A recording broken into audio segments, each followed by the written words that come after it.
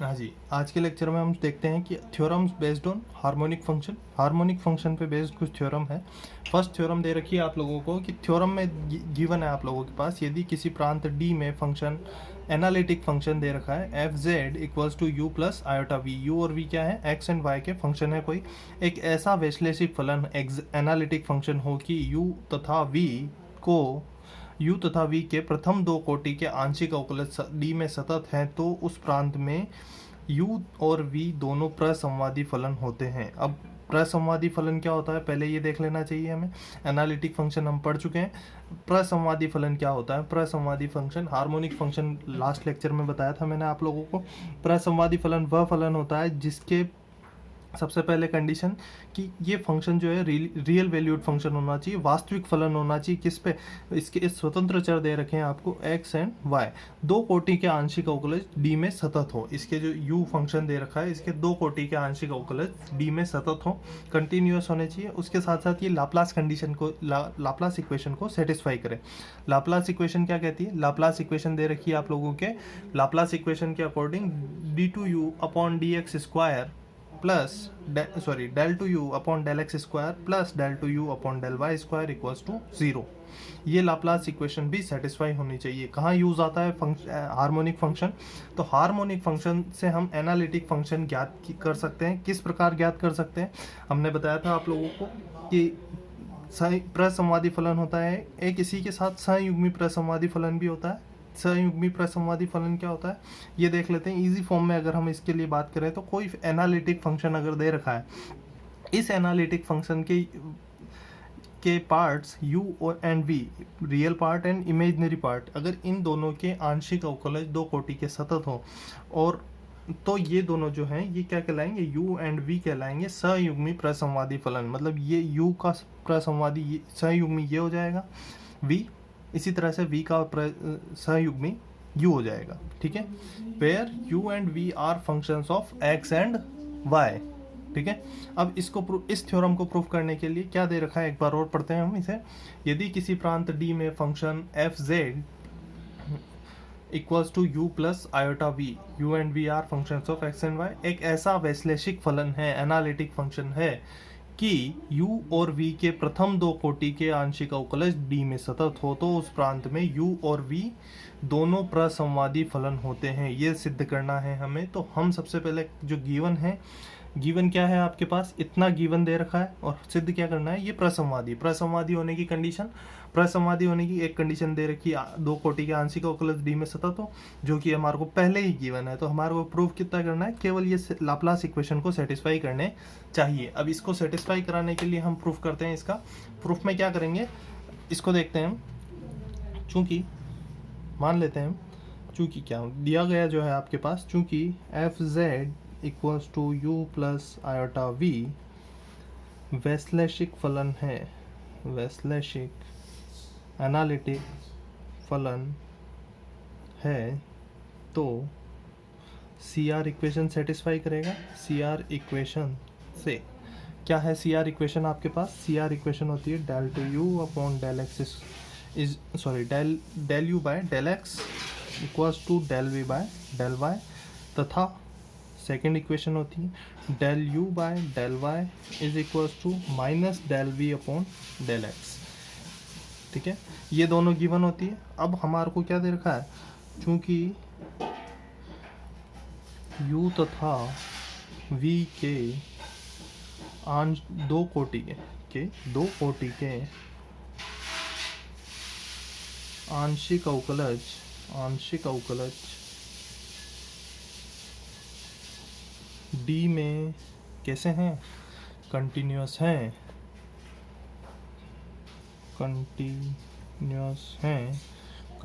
हैं, तो u तथा v का, u तथा v नहीं, डेल u, या फिर हम डायरेक्ट लिख देते हैं। तो इक्वेशन एक, del u by del x का x के सापेक्ष तथा del u by del y का y के सापेक्ष आंशिक अवकलन करने पर क्या आएगा? ये आ गया आपके पास del two you upon del x square तथा इज इक्वल्स टू क्या आ जाएगा? इसका भी एक्स के सापेक्ष करेंगे, del two V del X del Y. ठीक है, इसको दे देते हैं इक्वेशन 2। इसी तरह से del two you upon del Y square equals to minus of del two V del Y del x. ठीक है, इक्वेशन 1+2 दोनों को इक्वेशन 1+2 दोनों को जोड़ते हैं। क्या आएगा आपके पास? इन दोनों को जोड़ा, ये आएगा del two you upon del X का square plus del two you upon del Y का square equals to del two V upon del X del Y minus del two V del Y del x. ठीक है, ये दोनों एक दूसरे से cancel out हो जाएंगे, क्योंकि ये आगे पीछे अवकलन आगे पीछे पहले करें बाद में करें उससे कोई फ़र्क नहीं पड़ता है। तो ये पार्ट हो गया ज़ीरो, तो ये क्या हो गया? लाप्लास इक्वेशन को सेटिस्फाई करेगा। ये क्या हो गई? लाप्लास इक्वेशन हो गई। लाप्लास इक्वेशन सेटिस्फाई हो गई यहाँ पे। अतः u d में प्रसंवादी फलन है। अब इसी तरह से दूसरा पार्ट भी कर सकते हैं। अब हम क्या कर सकते हैं, जो इक्वेशन फर्स्ट दे रखी है, ये जो इक्वेशन है, इसमें हम ये वाली इक्वेशन को, इस इक्वेशन को हम क्या करते हैं, इस इक्वेशन को तो y के सापेक्ष डिराइव कर लेते हैं। एक बार आंशिक अवकलन करेंगे y के सापेक्ष, इस इक्वेशन का आंशिक अवकलन करेंगे x के सापेक्ष और दोनों को घटा देंगे एक दूसरे से। तो क्या करते हैं हम, अब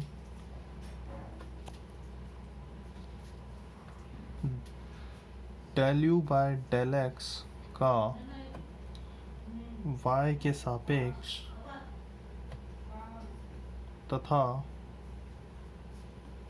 del you by del Y का x के सापेक्ष आंशिक अवकलन करने पर क्या आएगा? ये आ जाएगा आपके पास del two U del Y del x equals to del two V by del Y square. Equation 4 इसी तरह से, तथा del two you upon del X del Y equals to minus del two V upon del Y square X square. ठीक है, ये आ गई equation 5। दोनों को क्या करते हैं, एक दूसरे से घटा देते हैं, करते हैं इसे।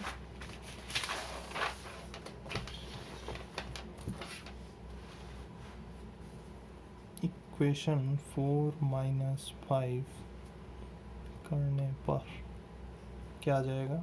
Del two U del X del Y minus del two you upon del Y del x equals to del two U del two V del X का square plus del two V upon del Y का square. ये दोनों cancel out हो जाएंगे, तो ये आ जाएगा आपके पास del two V upon del x square plus del two V upon del Y square equals to 0। अतः लिख सकते हैं हम, अतः क्या आ जाएगा? अतः v भी प्रसंवादी फलन है। ठीक है, ये हो गया आपके पास। अब प्रसंवादी फलन है या, तो इससे ये पता चलता है कि अगर कोई फंक्शन कोई एनालिटिक फंक्शन दे रखा है तो उसके इमेजनरी और रियल पार्ट्स एक दूसरे के संयुग्मी प्रसंवादी फलन होते हैं। सबसे पहले तो इमेजनरी और कोई फंक्शन f दे रखा है आपको, कोई फंक्शन f दे रखा है किस तरह का फंक्शन है, एनालिटिक फंक्शन है, तो उसमें u और v दोनों प्रसंवादी फलन होंगे और एक दूसरे के सयुग्मी प्रसंवादी फलन होंगे।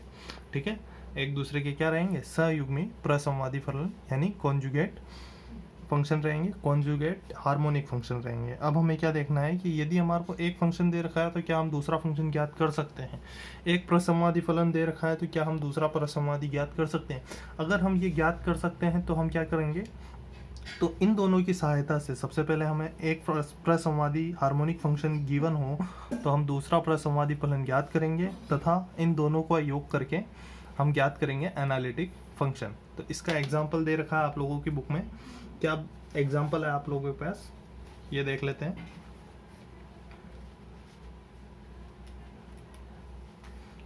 एग्जाम्पल फर्स्ट दे रखा है आप लोगों को।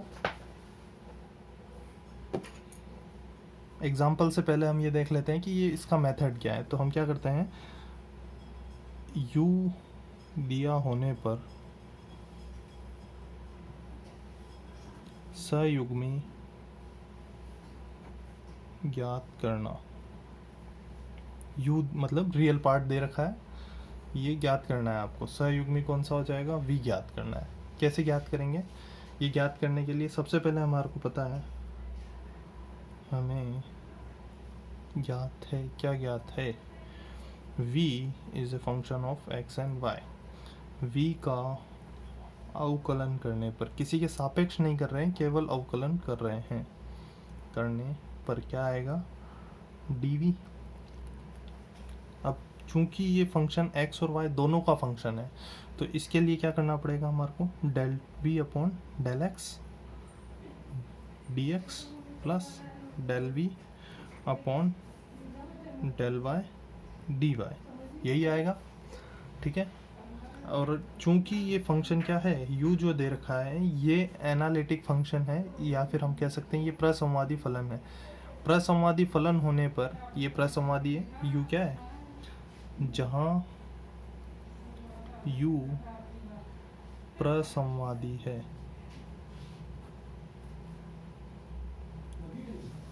ठीक है, प्रसंवादी है, इसका मतलब ये प्रसंवादी होने के साथ साथ ये क्या होगा, ये कंडीशन को फॉलो भी करेगा। सी आर इक्वेशन से अब हम डायरेक्ट लिख लेते हैं, सी आर इक्वेशन से क्या आती है, C R equation del you by del x equals to del we by del Y तथा del you by del Y equals to minus del we by del x. ठीक है, ये जो वैल्यूज़ है v की, इसको x की form में रख सकते हैं क्योंकि v तो यही तो हमें ज्ञात नहीं है, यही ज्ञात करना है।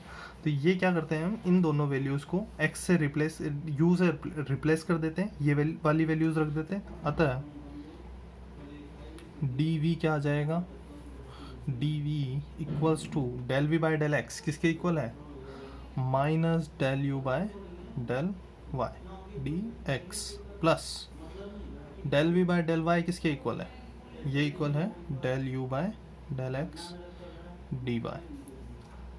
दोनों तरफ, दोनों और समाकलन कर, क्या करके, समाकलन इंटीग्रेशन करके v ज्ञात किया जा सकता है।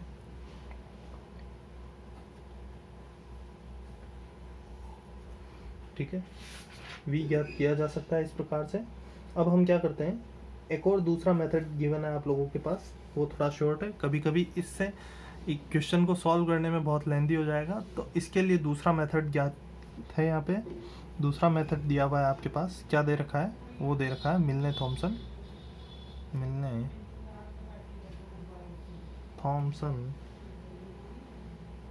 Method.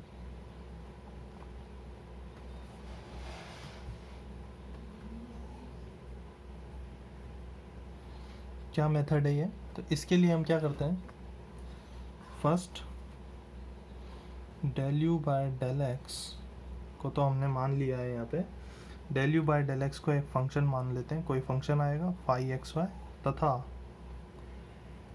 Del you by del Y equals to phi two X Y मानने पर। ये डायरेक्ट हम एनालिटिक फंक्शन ज्ञात कर रहे हैं यहाँ पे, एनालिटिक फंक्शन बिना सहयुग्मी ज्ञात किए।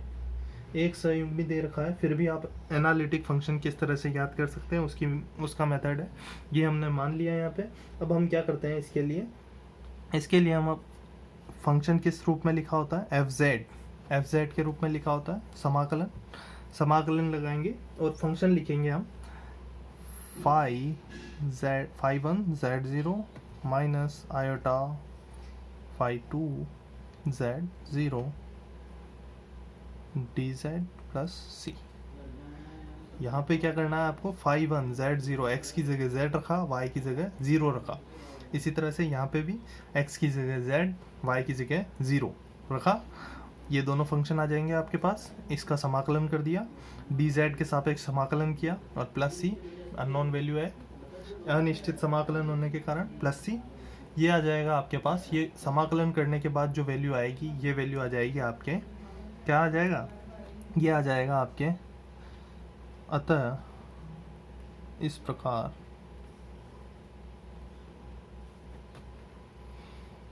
एफ जेड एनालिटिक फंक्शन केवल एक प्रसंवादी u दिया होने पर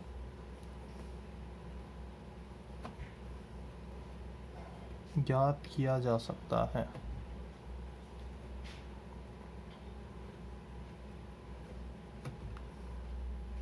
अब यदि u नहीं दे के v दे रखा हो तो उसके लिए क्या करेंगे हम, उसके लिए हम प्लस की जगह जहाँ पे माइनस लगाया है वहाँ पे हम प्लस कर देंगे, बाकी सारी वैल्यूज सेम रहेगी। हम क्या कर देंगे, हम कर देंगे एफ जेड इक्वल्स टू समाकलन phi z0 plus iota phi2 z0 dz plus C. Sorry, इस तरह से किया आपने और ये आपके हो जाएगा सॉल्व। ये आपके कंप्लीट हुआ। ये किस कंडीशन में, v दिया होने पर, v दिया होने पर मतलब इमेजनरी पार्ट दे रखा है, तब ये लगाएंगे। phi1 क्या है, phi1 है x के सापेक्ष अवकलन, किसका, v का x के सापेक्ष अवकलन। phi2 क्या है, v का y के सापेक्ष आंशिक अवकलन। वेयर जहाँ phi1 xy equals to del v by del x, phi2 xy del v by del y। ठीक है, ये हो गया। ये दोनों मेथड हो गए। अब आपके कुछ एग्जांपल दे रखे हैं, एक एग्जांपल कर लेते हैं। एग्जांपल फर्स्ट गिवन है यहाँ, क्या दे रखा है आपको, u x y equals to 2x 1 minus y, ये दे रखा है। आपको सॉल्व करना है। आपको क्या ज्ञात करना है, पहले ये चेक करना है कि ये प्रसंवादी है या नहीं है, उसके बाद ही हम ज्ञात कर सकते हैं सहयुग्मी। तो हम क्या करते हैं, del you by del x निकालते हैं। Del you by del x क्या आ जाएगा यहाँ पे, 2 1 माइनस वाई, और del two u by del x square क्या आ जाएगा, 0 del two u by del x square, x है ही नहीं, 0 del you by del y क्या आ जाएगा, 2x माइनस का, del two u by del Y square, ये भी 0। अतः del two you upon del x square plus del two you upon del Y square equals to 0 आ गया। अतः u प्रसंवादी फलन है। अब हम क्या करते हैं, प्रसंवादी हो गया, सहयुग्मी ज्ञात करना। देखिए क्या करना है आपको, फर्स्ट मेथड लगाएंगे हम, क्योंकि एनालिटिक फंक्शन तो बनाना नहीं है हमें। फर्स्ट मेथड से क्या करेंगे, यहाँ पे हम लिखेंगे dv, हम जानते हैं dv बराबर del v बाय del x dx plus del v बाय del y dy। CR equation से क्या आ जाएगा, dv बराबर माइनस del u बाय del x dx plus del u बाय, सॉरी यहाँ आ जाएगा y, यहाँ आ गया आपके x, del v बाय del x is equals to minus del u बाय del y, तथा del v बाय del y is equals to del u बाय del x dy। वैल्यूज़ रखिए, ये जो वैल्यूज़ गिवन है आपके पास क्या है, 2 1 माइनस वाई, ये तो आ जाएगा यहाँ पे माइनस 2x, यहाँ पे क्या रखेंगे, तो ये आ गया माइनस 2x रखना है यहाँ, 2x dx plus del u बाय del x 2 1 minus y dy समाकलन करने पर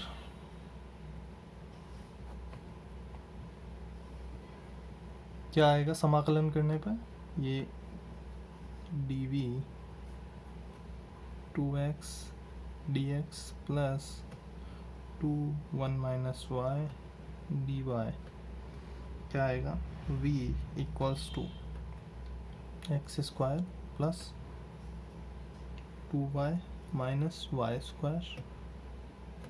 ये आ गया आपके पास समाकलन करने पे, इसका समाकलन ये, इसका समाकलन किया, ये आ गया आपके पास।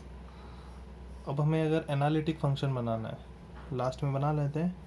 अतः F Z equals to, F Z क्या आ जाएगा यहाँ पे, एफ जेड आ जाएगा यू क्या गिवन है, 2x 1 minus Y plus iota, V क्या गिवन है, वी ये रहा आपके पास X square plus 2y minus Y square. Analytic function है। अब बाकी के एग्जाम्पल आप लोग सॉल्व कीजिए, 8-10 एग्जाम्पल दे रखे हैं, फिर एक्सरसाइज के क्वेश्चन है उनको भी सॉल्व कीजिए। उसके बाद कल हम देखेंगे मिलने थॉमसन मेथड से किस तरह से सॉल्व किया जाता है सवालों को, उसके बाद हम आगे चर्चा करेंगे। धन्यवाद।